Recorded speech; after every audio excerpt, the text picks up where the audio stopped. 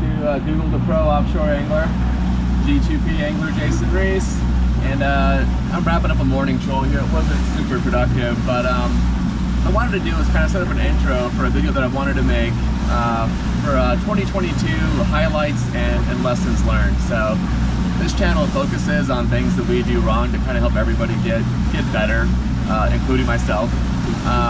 But I do want to show some highlights and some fun clips of some of the fish that we caught this last year. We've come a long way.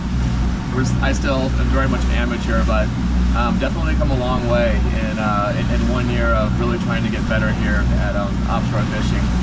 So enjoy the highlights, and we'll talk in a minute about some lessons learned along the way and what we're doing different going into 2023. Enjoy, guys. Sail on!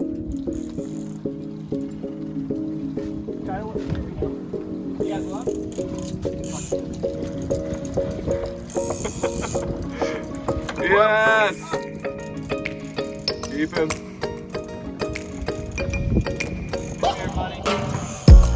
Yes! There's set. Oh, there we go.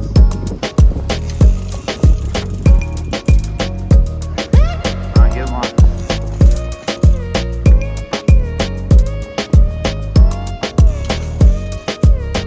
A little bit. Hey, there we go. Woo! Hey, that was good right there. Hell yeah. Look at that beautiful fish.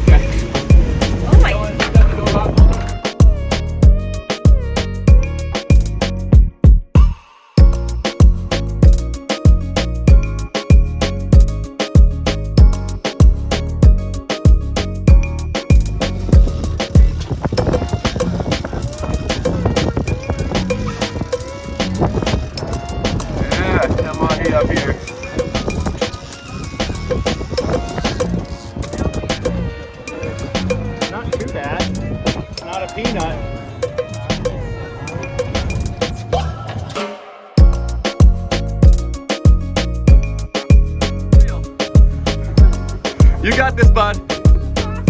You got him. You got him. Keep a hold of that rod. Lift the rod tip up and then reel down. Lift up and then reel down. Reel down. There you go. Lift it up and then reel down.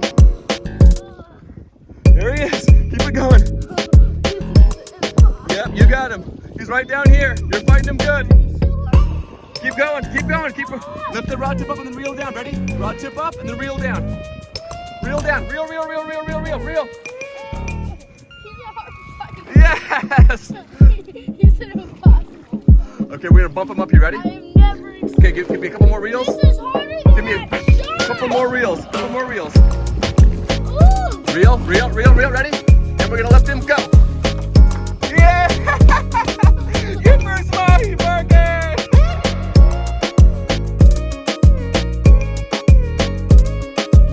Oh yeah!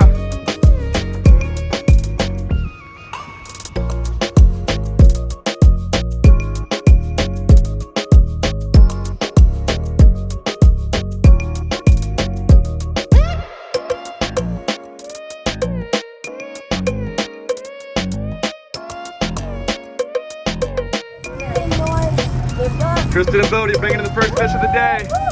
Took the shotgun way back. Way back. We're in for the long haul on this one, though.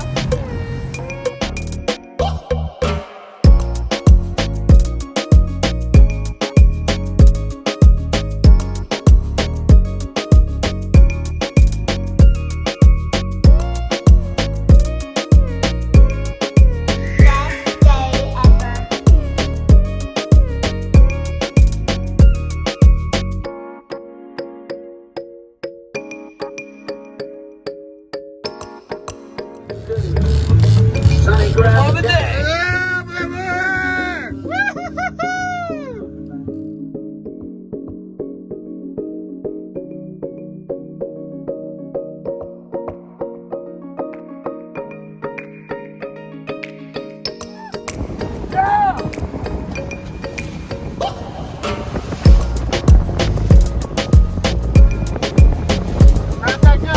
I got you. Which side you want on? Left side? Okay.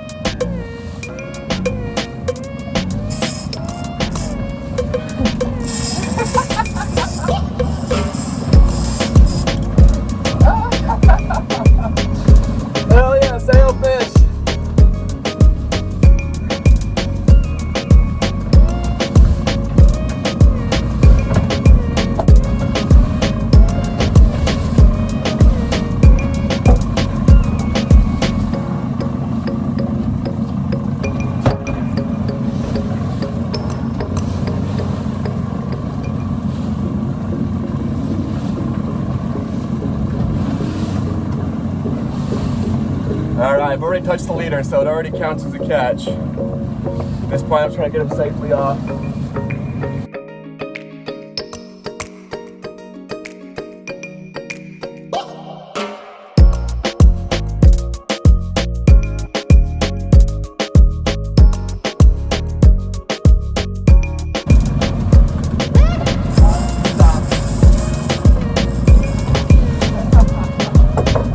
First fish of the day is a sailfish.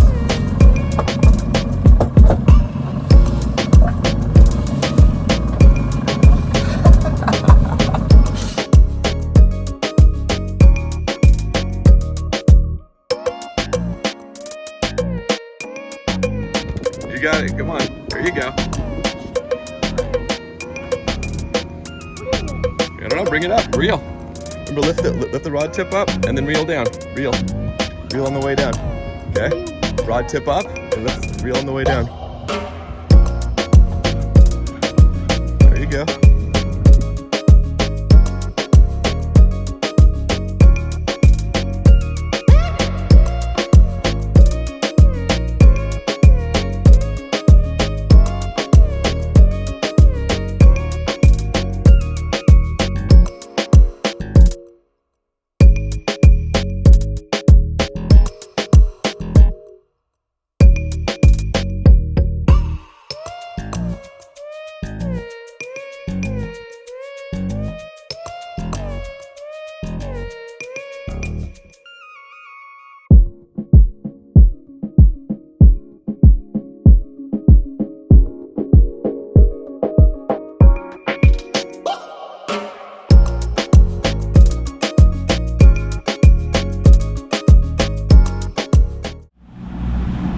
Guys enjoyed the highlights. Now we'll talk about some of the lessons learned and some of the things that you saw even going wrong in the last couple of videos.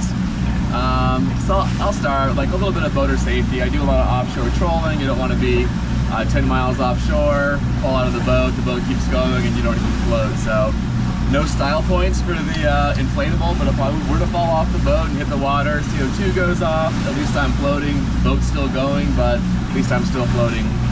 We are looking at doing a Bluetooth kill switch if we decide to keep this boat this year. We're still looking into upgrading to something bigger. A couple of other lessons learned. One is bring more gear. So an example is today where I thought it was going to be like 2 to 3 foot seas and a little bit more overcast in front of a full moon. I honestly thought that I'd catch a couple of great fish this morning and I'd be back by 11 a.m. with some good fish in the box. So all I brought was trolling gear, and now I've got an empty fish box, and it is great kite fishing weather. I need someone else with me, but bring more gear. Like, who cares? You spend 10 extra minutes rinsing it, and you have it if you need it. So don't shortchange yourself. You get limited time on the water. Make the most of it. Another thing is gaps. So, you know, if you don't know any better, and I see guys bending over the rail with a 1 foot gap, like I've always just used something like this. It's just been the gap that I had been used to, and that's just, you know, what I use. And I realized when fishing solo that I wanted more reach, and I also think at some point I'm going to catch that 70-pound Wahoo, and I'm going to need more than one gap to pull it up on the boat with. So invest in a gap. Right? This one, super long, gives me great reach. You know, most fish, if you keep the boat in motion and pull them up alongside the boat and keep their heads under the water, they don't freak out, which makes them easy gap targets. It's when you pull the head above water that they start shaking violently, you can lose the fish right in the boat. Like 90% of fish, once you hook them, are lost in the last like 5 seconds right there with the boat pulling them in. So put the odds in your favor, get a long gap, and gap once still underwater. If you're gapping for a friend, tell your angler to keep the rod tip low and let the fish's head stay out of the water, keep the boat in motion, moving forward, it's hooked, and then go gap it and pull it in versus trying to pull it up so much with the line, which just creates more risk in my opinion. So all the little things you can do to put the odds in your favor, just one less thing that can go wrong and put more fish in the boat. I kind of feel like it goes without saying, but I feel obligated to say it because of what I've seen the last year, that you've got to drive your boat safely first and fish second. I see too many guys just not paying attention at all. They'll slam right into you if you're not watching every other boat out here. a day like today where it's pretty calm out, we're getting, you know, little kayaks, jet skis fishing, so you gotta constantly be scanning. I saw 4 divers with no flags at 100 feet of water. Just if you're not paying attention, you could run right up on those kind of people. But diver myself, I definitely wouldn't be out here without a flag, knowing how hard it is to see people, let alone like 4 people in a wetsuit without any kind of marking. So safety first. I think the biggest lesson this year has probably been around knots. So coming from Arizona, you know, tying a 7-loop fish, you know, fisherman's knot. And I'll give credit to my dad, Dave Reese, who brought me up as an avid outdoorsman. And those things he taught me are 100% usable in freshwater. Out here, you know, when you got bigger fish and bigger current, you're trolling, those knots just don't hold up. So you've got to learn to do more, to do some stronger knots out here offshore. So one thing that I've learned a bimini twist to help kind of double the line or the line strength right where you're tying your knot. That's helpful. I'm not great at it. I try to tie all those at home before I come out on the boat and I'm bouncing around. And then what I've been doing from that is going to uni knots or double uni knots. And I do like anywhere between 5 to 9 loops depending on what I'm tying, and those have held up strong. And where other knots have failed, and I'll tell you, like, the biggest use case is if you're going 8 knots and you put out a planer rod with a bait and 100 feet of leader, and then you strap a big you know, number 8 planer on it, and you put it in the water and you go to set it, it goes to catch, and the whole line will break, or your knot will come undone because you didn't tie a good knot, and you're out a $3 planer and a $20 bait setup, and your leader, so you're looking at a $50 mistake, and it's embarrassing in front of your friends, and it's you know, you're throwing trash in the ocean, the whole thing. So learn to tie better knots. I won't do the knots. There's a million videos, and like I said, I'm not great at tying knots yet, but get better with each knot that I tie out here.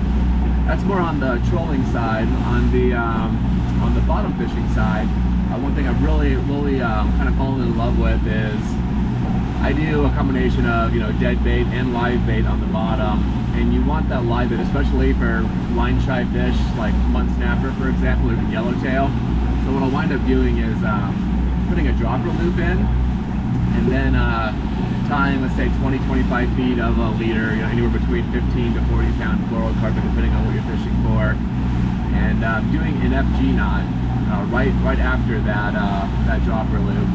And in the dropper loop, what you do is, you know, let's say you're going to use a bank sinker for weight, just take a small snap swivel and put a very light line on it, and drop that down. You don't even need to close the snap swivel. Just drop it in the dropper loop. Gravity will hold it in place. Drop it down. When you get a fish, reel it up. Quickly remove the bank sinker. It takes less than a second. Then you can fight the fish all the way in. The FG knot will wrap around even a tight spinning reel, even small eyes. So it's an easy way to fight the fish all the way in without having to stop and then hand line it in, which can be tough for amateurs. Speaking of amateurs, I admittedly am still an amateur, but I bring out a lot of people with even less experience than me on the boat fishing. Take the time to explain how, you know, a conventional offshore reel works, because assuming that they know, and you get a big fish on and they have the drag set wrong, or they do the wrong thing because they don't know or they think they know, cost you fish. And some days you get 2 or 3 bites and that's it. And just simply talk it on the way out, you know, before lines to go in the water, about how it works. Let them hold it, get them comfortable, and just don't assume that everybody knows what they're doing out here. I can't tell you how many fish we've lost over silly mistakes with somebody who never asked any questions, who I assumed knew how to work like just a conventional lever drag. So make sure everyone's comfortable, and if you guys have any lessons learned that you want to share, please share them. Every time I come out, I'm learning something. I'm trying to share what I learned, so hopefully we get a little community built up here of folks willing to share their stories and share their lessons learned. So thanks for tuning in, guys. Until next time.